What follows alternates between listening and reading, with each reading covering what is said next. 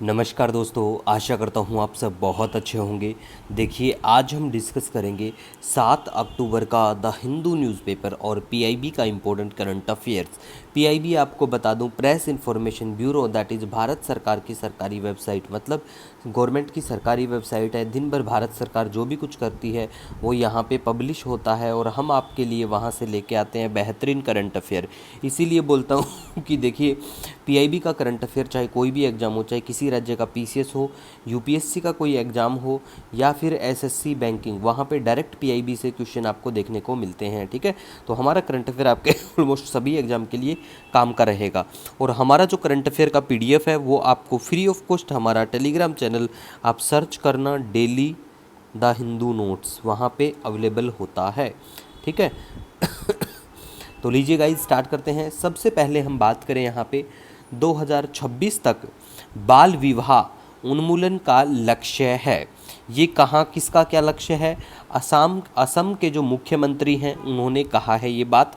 तो देखिए, आपको एग्ज़ाम में देखने को मिल सकता है कि रिसेंटली ऐसा करने वाला कौन सा राज्य है। ठीक है, तो बिल्कुल पूछा जा सकता है। तो आंसर क्या होगा? आंसर होगा बिल्कुल असम। तो आपको याद रखना है असम को। ठीक है, नेक्स्ट हम बात करेंगे यहाँ पे कि गुजरात सरकार 7 से 15 अक्टूबर, कब से कब तक? 7 से 15 अक्टूबर तक क्या करने वाली है? 7 से 15 अक्टूबर विकास सप्ताह के रूप में मनाएगी। कौन से राज्य की सरकार मनाने वाली है ये काम? ये काम करने जा रही है गुजरात की सरकार। ठीक है, गुजरात गवर्नमेंट। तो आपको बिल्कुल ध्यान में रखना है सॉरी। नेक्स्ट हम बात करेंगे, इसरो का प्रोजेक्ट नेत्र चर्चा में है। प्रोजेक्ट नेत्रा अंतरिक्ष वस्तुओं की ट्रैकिंग और अन्वेषण के लिए नेटवर्क है। बिल्कुल, एक है नेत्रा, वो दूसरा जो नेत्रा है वो डीआरडीओ से संबंधित है, स्वदेशी हवाई प्रारंभिक चेतावनी और नियंत्रण प्रणाली, जिसकी रेंज 200 किलोमीटर के आसपास लगभग रहेगी। ठीक है, तो दोनों नेत्रों को आपको याद रखना है, इसरो का प्रोजेक्ट नेत्रा भी और जो ये डीआरडीओ का है इसको भी आपको बिल्कुल ध्यान में रखना है। ठीक है, नेक्स्ट हम बात करेंगे अब यहाँ पे भारतीय वायुसेना दिवस। तो देखो, वायुसेना का जो दिवस है वो 8 अक्टूबर को बिल्कुल मनाया जाता है। ठीक है, नेक्स्ट हम बात करेंगे हीराकुड बांध के बारे में। देखो, ये बिल्कुल ओडिशा में है, महानदी के ऊपर है और ये भारत का सबसे लंबा बांध है। तो कितनी लेंथ है इसकी? 25.79 किलोमीटर। याद रखना, पूछे जाने की पूरी संभावना होती है पेपर में। ठीक है, इसका उद्घाटन कब किया गया? 1957 में हुआ था। किसके टाइम पे हुआ था? चलो कमेंट करके बताओ कि उस टाइम पे कौन था ठीक है नेक्स्ट हम बात करेंगे यहाँ पे हीराकुड बांध जो है 2021 में रामसर वेटलैंड जो है आर्द्रभूमि, इसमें इसको बिल्कुल शामिल कर लिया गया था। इसके बाद में गाइज हम बात करेंगे किवू झील के बारे में। किवू झील की बात करें तो रवांडा की सबसे बड़ी झील है और पूर्वी अफ्रीका में बिल्कुल पश्चिम में कॉन्गो लोकतांत्रिक गणराज्य है और पूर्व में रवांडा है। नेक्स्ट हम बात करेंगे वैश्विक सामरिक तैयारी, तत्परता और प्रतिक्रिया योजना के बारे में।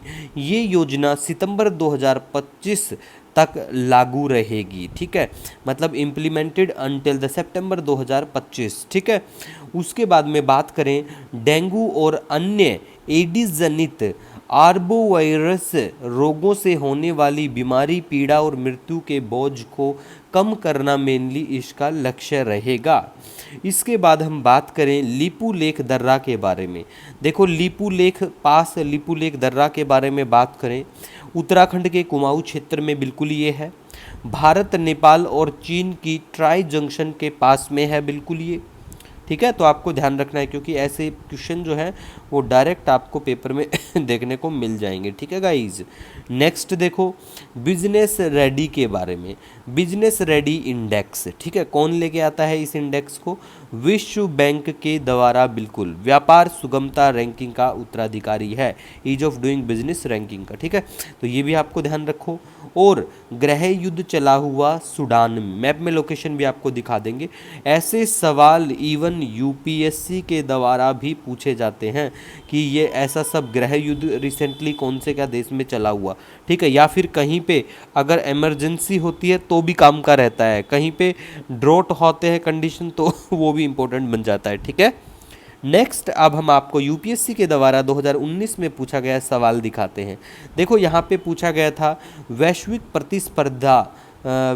प्रतिस्पर्धात्मक रिपोर्ट किसके द्वारा प्रकाशित की जाती है?